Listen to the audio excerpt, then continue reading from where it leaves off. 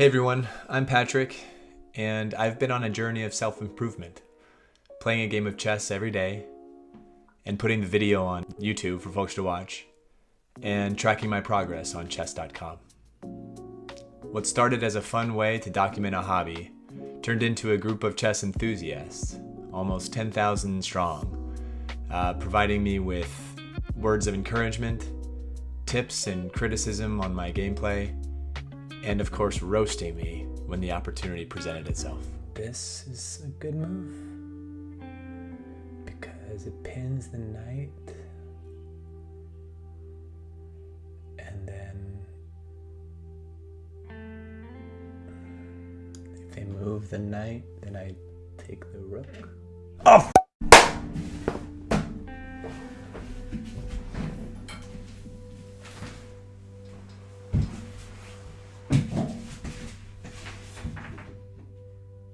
Now, here we are, over 2 years later, and it's become apparent that I'm not going to reach my goal of a 2,000 rating on chess.com simply by playing one game a day. Who can help coach me at this point in my journey? I knew I could rely on my subscribers because I have a subscriber game series on my channel, and every time I've played a game with them, I've learned how kind and generous they all are, and just generally good people. I'm now prepared to announce the chess coach at which I'll be partnering with from here on out. This woman is a Hungarian chess player. She holds the title of Women Grandmaster. She's a 3-time women's champion in Hungary. She has played for the Hungarian team in the Women's Chess Olympiad, the Women's European Team Chess Championship, the European Youth Girls Teams Championship, and her team won a gold medal in the Women's Mitropa Cup. Now, without further ado, the chess coach that will be helping me on my journey is none other than Tisia Gara.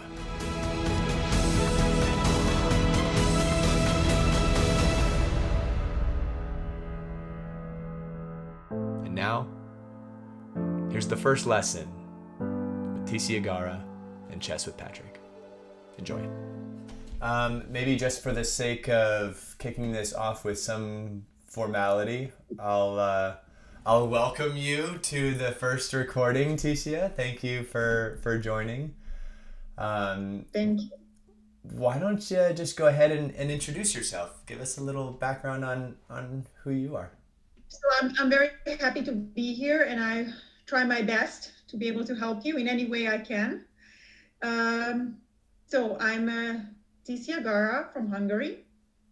I'm a women chess grandmaster and a 3-time Hungarian women's champion of Hungary.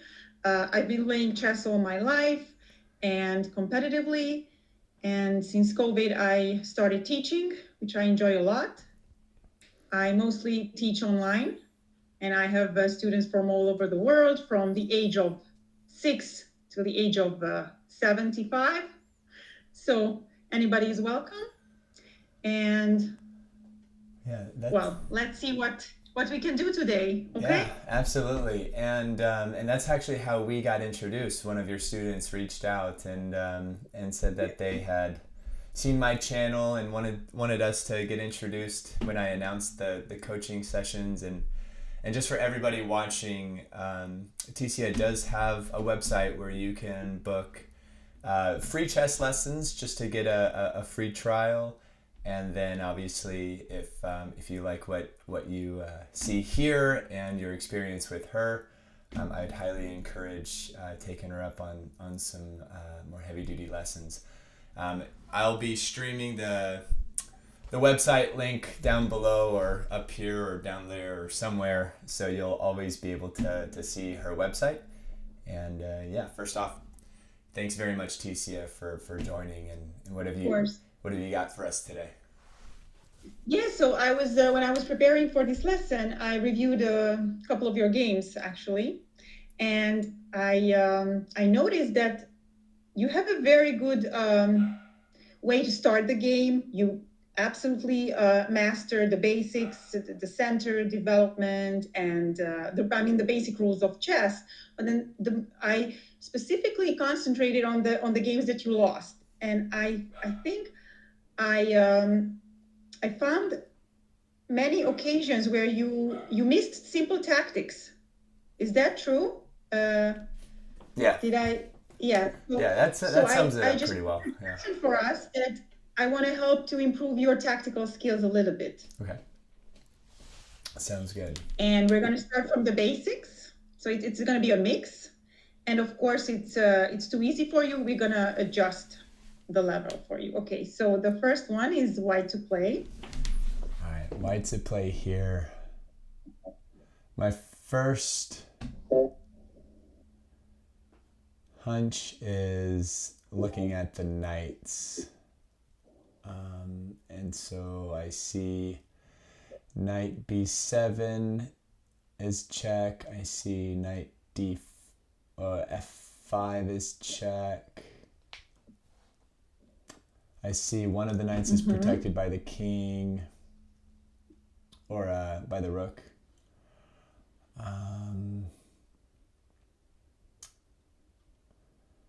Let's see.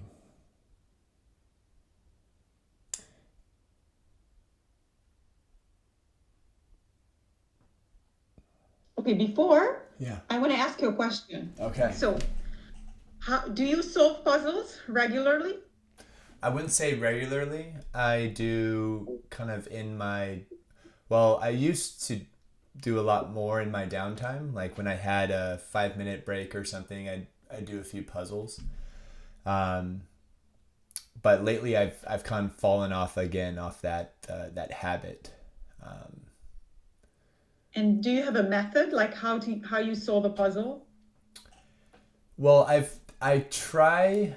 Well, in my head, I know that checks, captures, and attacks is kind of a standard in evaluating positions.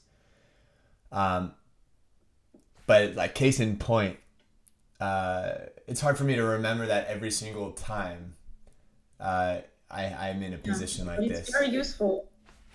So if I were to do checks, captures, and attacks here, I'd say the checks are the C knight going to B7, the D knight going to F5.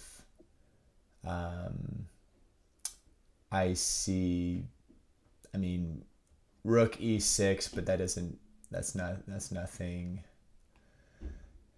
And then I see. So there are many checks, I must say. Yeah. Many checks, like 1, 2, 3, 4, even 5. So that can be overwhelming. Yeah. But there is no other way than to go through them one by one. But we can do actually that pretty quickly. So obviously, rook E6 is not really doesn't look good at all. Right.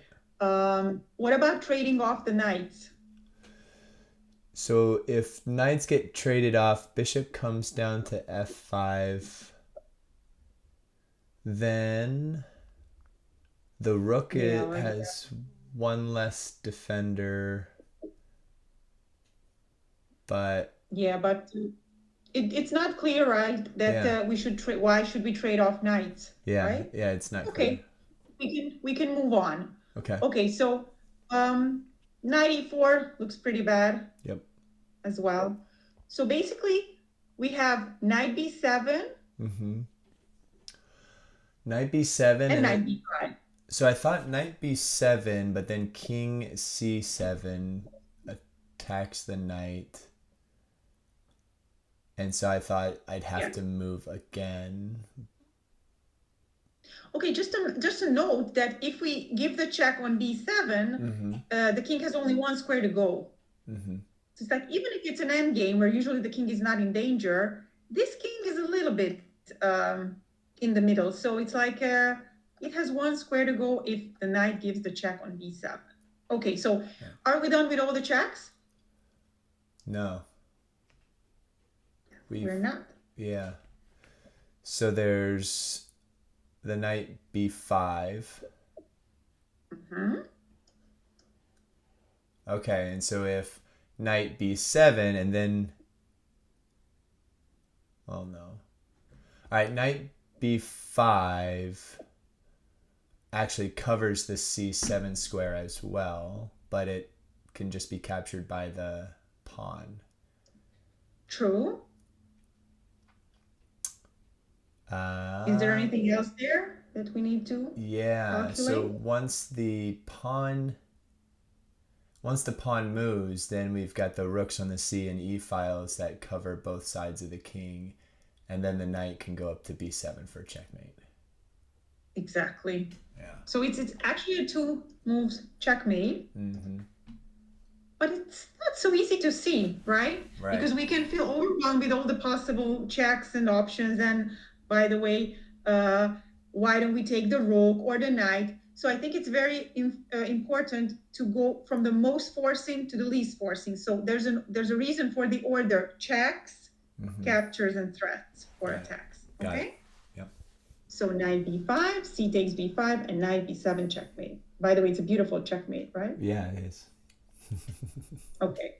So if there's no question, I'm gonna move forward. Okay. So is it really just getting in that habit of going through that every single time? Like there's no like patterns or anything that I can spot like initially to like short circuit that going through every single time, or do you just recommend every single time going through every single check?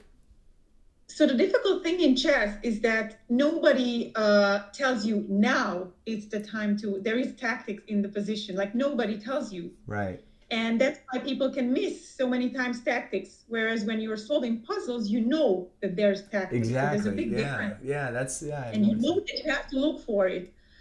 But I think it's essential for anyone to solve tactics regularly, from basics to very, very difficult ones, because it sharpens the mind. And the more patterns you see, the more tactical schemes you see, your mind is gonna be able to recognize more easily the patterns. Like they say that there's an intuition in chess, but intuition comes from many, many, many hours of experience.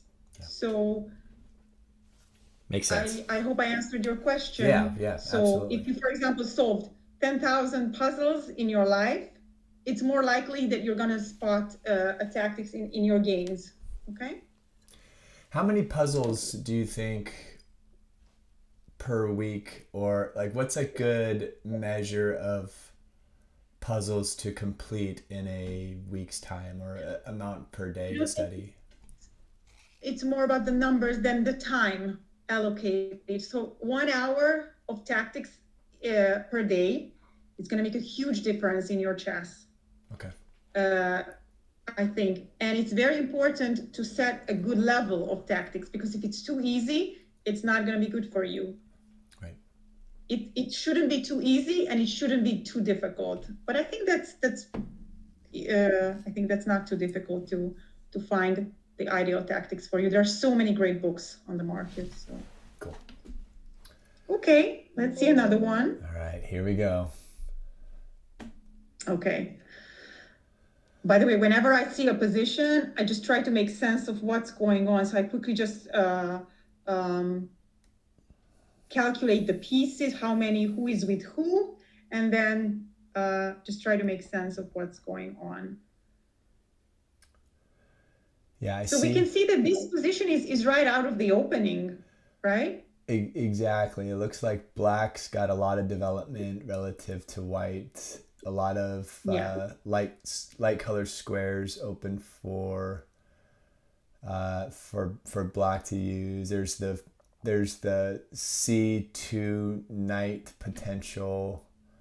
There's the king or the queen on the side of the board.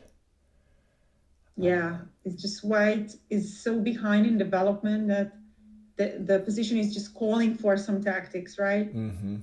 And by the way, you basically realize the pattern right away. It's also like fantasizing if the queen wasn't there, knight c2 would be checkmate, right? So that can give a hint, a very big hint. Wow, yeah, you gave me too much credit for figuring it out, because I didn't connect those, but yeah. So the queen covering the c2 square is the main blocker for the knight c2 fork. So my initial reaction should be something like dislodging that queen off of the diagonal. And to do that, well, okay, so do I go down that path or do I do checks first? Hey, so by the way, you actually did, because you actually said that, oh, knight c2 check would be amazing. So I think unconsciously you checked the checks in the best check in your mind. Right. So knight c2, we should see that, okay, it's not a good move right now because the queen takes it. Let's just show it. So knight c2, queen takes c2 is not good right now. Right. But if the queen was not there, it Okay. would work also. Knight f3 doesn't make much sense because the knight takes it. Okay. Yeah. Bishop takes d2 is a trade. Why would we just develop our opponent? That doesn't make sense. Yeah. So then we should move on to, well, okay, there are other captures like queen takes b2 that doesn't make sense. Yeah. And then we could move on to threats. Okay. All right. Yeah, that makes sense. So I that's where I think I try to get to as quickly as possible to the point where I am now because I struggle with time management. And so what you just did is you kind of went through checks captures really quickly, where in the game, if I followed the same kind of approach every single time, I'd spend so much time looking at those first instead of going directly to this one hunch that I think I have. So I think that's just your hunch is right. Okay. So in order to dislodge the queen, I mean, it would probably be bishop d7 to maybe sacrifice it, or okay. Yeah. One candidate move is bishop d7. Okay. Yeah. Okay. Let's try to calculate it. Okay. So bishop d7, if queen takes, then knight c2 fork. King moves to either d1 or e2. Either way, I take the rook, but then if the queen down on d7 can take on... Nope, I can't. Okay, so that's where I would end up.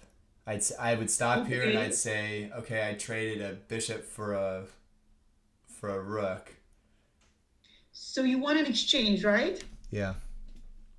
But actually the knight is on a1. How will that knight get out from the a1? If the king's on d... Will that knight ever get out? Yeah. No. Also, if I may add, after bishop d7, is queen takes d7 a forced move? Is there any other option for white? It's not forced. Queen can retreat to d1 to still cover the square. Exactly. So, though bishop d7 might look attractive, maybe there's something even better.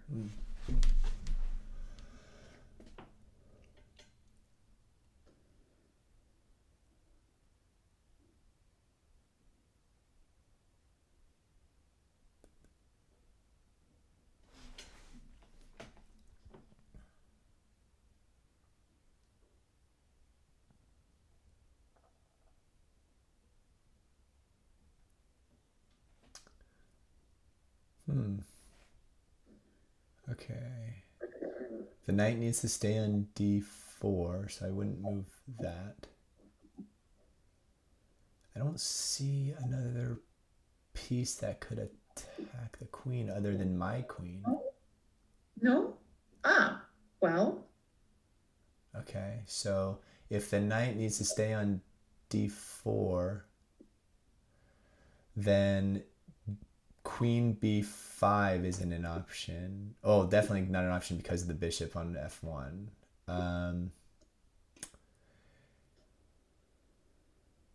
Okay, so maybe queen a6? No, still bishop on f1.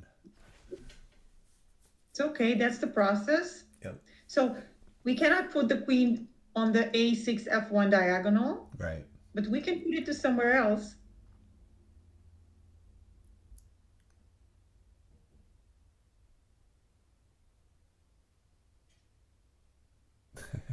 To wait, we can put the queen somewhere else to attack the queen, or to What can we? Is knight c2 just a fork, or is it something else? Oh, it's mate. I mean, we don't need our queen if we can checkmate, right? Yeah, it's mate. Oh, I didn't even see that. Ah, okay. So now queen a5 is possible because if they It take, is. it's mate. Because queen takes, then it's a mate. It's a beautiful mate. Yeah. It's a classical bishop plus knight checkmate.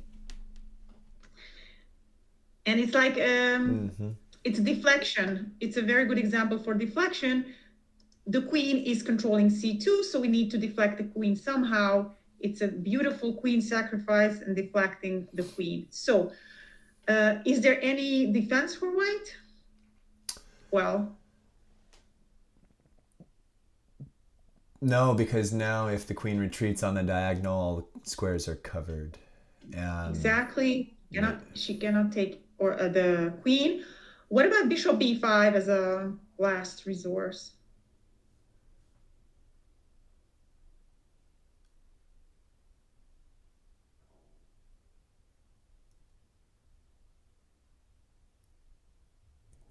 Then we're up a bishop in the exchange with